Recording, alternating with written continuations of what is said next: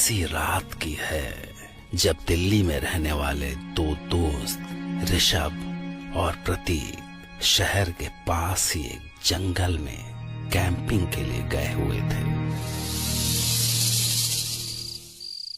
मैं और प्रतीक best friends थे। हम बचपन से साथ थे। वो मेरे घर के पास ही रहता था। हमने स्कूल कॉलेज सब कुछ साथ ही किया। शायद ही एक दूसरे के बारे में कोई ऐसी बात है जो हमें पता ना हो। हम साथ में काफी ट्रिप्स पर जाते थे। We loved nature. तो हम ट्रैकिंग कैंपिंग सफारीज पर जाते रहते थे। उन दिनों भी हम दिल्ली से थोड़ा दूर हिमाचल के जंगलों में कैंपिंग करने गए हुए थे। वैसे तो मार्च में बारिश होती नहीं, पर उस रात अचानक से बारिश शुरू हो गई।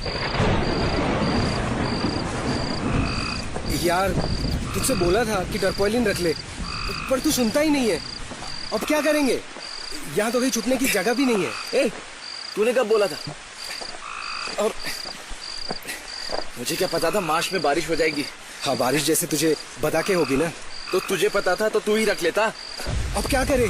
यहाँ तो रात भर बारिश में हालत खराब हो जाएगी। सुन, काम करते हैं, थोड़ा आसपास देखते हैं, शायद कहीं कोई जगह मिल जाए। चल उधर चलते हैं। हाँ, और कोई रास्ता भी तो नहीं है। प्रतीक वो देख, वहाँ कुछ है। तुझे वो लाइट नजर आ रही है? कहाँ? मुझे कुछ नजर नहीं आ रहा है। अरे वो वहाँ देख, वहाँ सामने, वहाँ। अब इधर आ। अरे इधर आना। वहाँ देख, सामने, एकदम सामने, वहाँ। हाँ, कुछ तो है। किसी का घर लग रहा है। चल वहाँ चलते हैं, जल्दी चल। चल आप देख। चल वहाँ चल के पूछते हैं। आजा, भाग।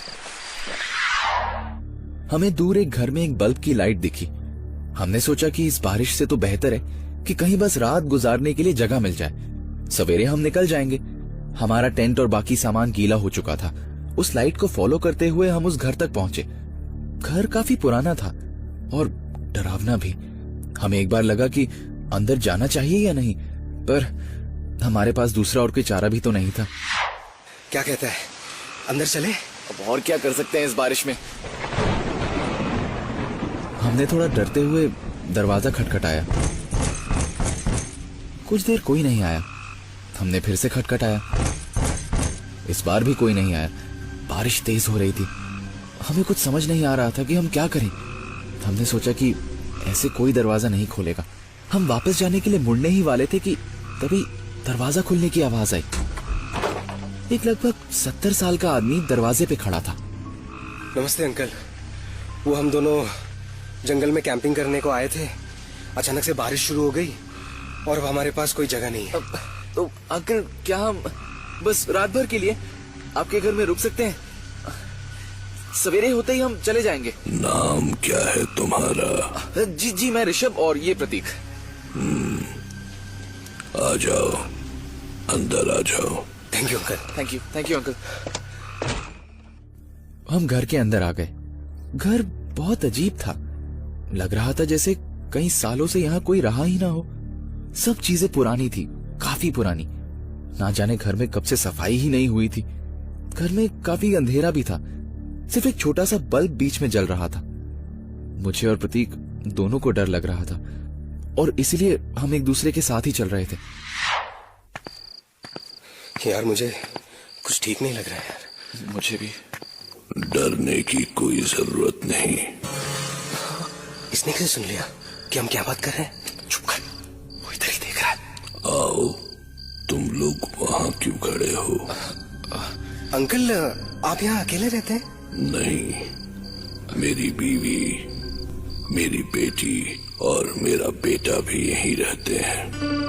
अब तो अंकल, अभी वो यहाँ नहीं है क्या? है तो यहीं है, कब से तुम्हारे पीछे।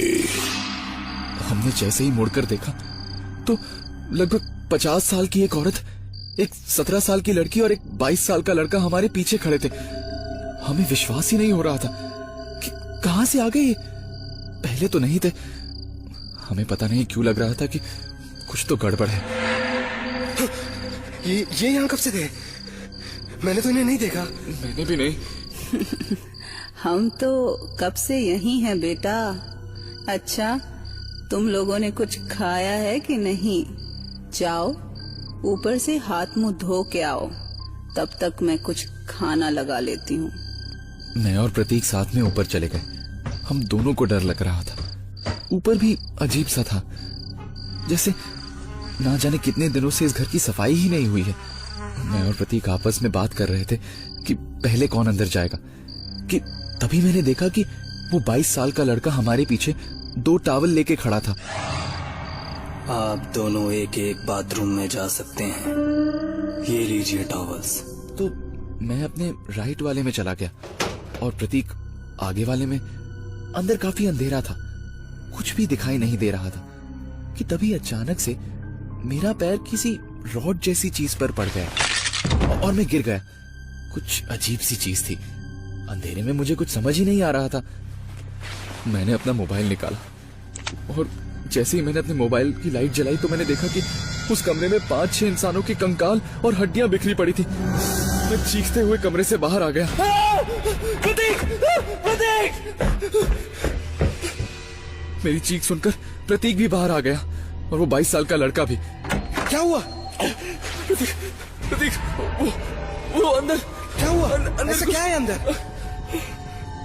प्रतीक! प्रतीक! ये जगह, यहाँ कुछ। अंदर? अंदर तो कुछ भी नहीं है। हटो, मेरे पास से हटो, मेरे पास मत आना।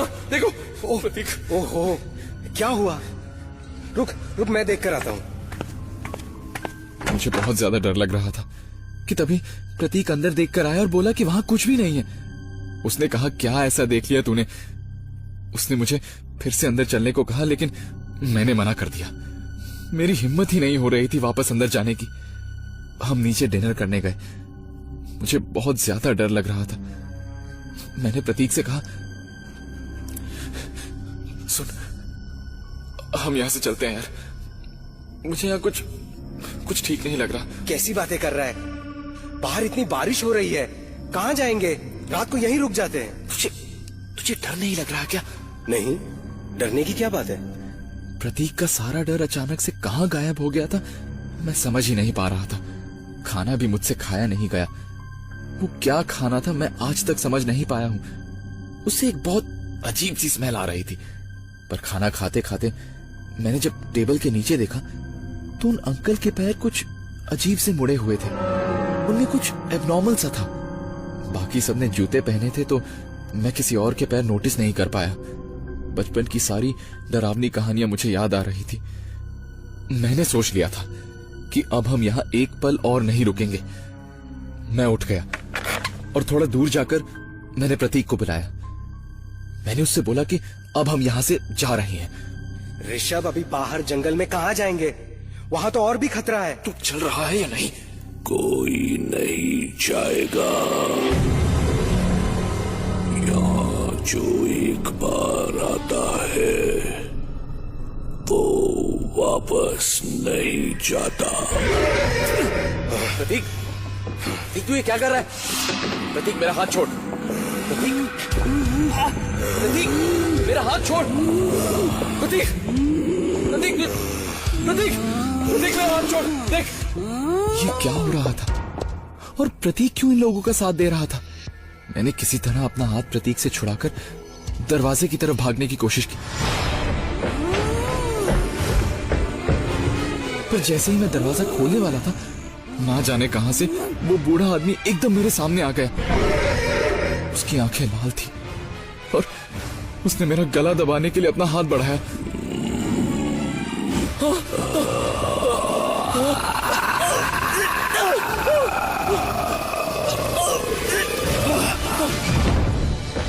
मैं वापस घर के अंदर भागा। मैं जैसे ही हॉल के बीच में पहुंचा तो एक तरफ से वो लड़का और लड़की मेरी तरफ बढ़ रहे थे और पीछे से वो बूढ़ा आदमी। ये कौन थे, क्या थे, मुझे कुछ नहीं पता। सिर्फ इतना पता था कि वो लोग मुझे छोड़ेंगे नहीं। पर इन सब में प्रतीक कहाँ था, मुझे कुछ नहीं पता। वो ऐसा क्यों कर रहा था ये भी नहीं पता। पर हाँ, इतना जरूर पता था कि वो भी शायद इन लोगों से मिल गया है और अपनी जान बचाने के लिए मुझे मारना चाहता है। मेरा अपना बचपन का दोस्त भी ऐसा कर सकता है? मैंने कभी सोचा नहीं था। अब मेरे पास भागने के लिए और कोई जगह नहीं थी। मैं चारों तरफ से घिर चुका था। सिर्फ सामने एक सीढ़ी थी जहां से मैं पहले ऊपर गया था। मैं सीधा सीढ़ी की तरफ भागा और ऊपर गया। वो तीनों मेरे पीछे आ रहे थे, पर जैसे ही मैं ऊपर गया तो मैंने देखा कि प्रतीक भी उतने ही गुस्से से मेरी तरफ बढ़ रहा है।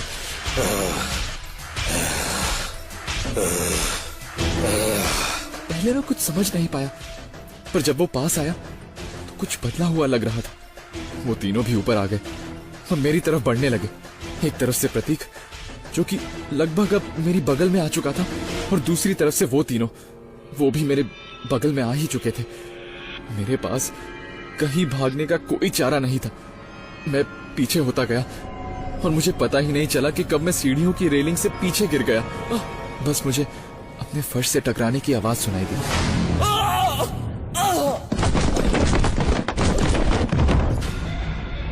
बंद होती आंखों से मैंने उन पांचों को ऊपर देखा। वो जोर जोर से हंस रहे थे, और उन पांचों में एक मेरा अपना दोस्त था।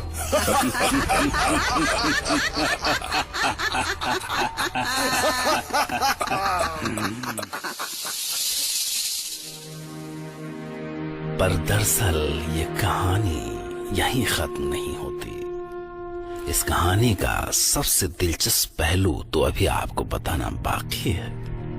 खुद ऋषभ के शब्दों में अगले दिन जब उन्हें होश आया तो वो घर पे नहीं बल्कि उसी जंगल के पुराने कब्रिस्तान में थे, जिसमें कई सारी उजाड़ कब्रें थीं। ऋषभ के सिर पे गहरी चोट थी, पर सबसे ज्यादा चौंकाने वाली बात तो ये थी कि उनके बिल्कुल बगल में प्रतीक था, जो पिछली रात कब मर चुका था ये कोई नहीं जानता। वो कैसे मरा कोई ये भी नहीं जानता। ऋषभ पर जिस प्रतीक ने हमला किया था वो जिंदा भी था या नहीं ये ऋषभ भी नहीं जानता था, और शायद कभी कोई जान भी न सके। इसीलिए आप भी इस किस्से के बारे में ज्यादा मत सोचिए।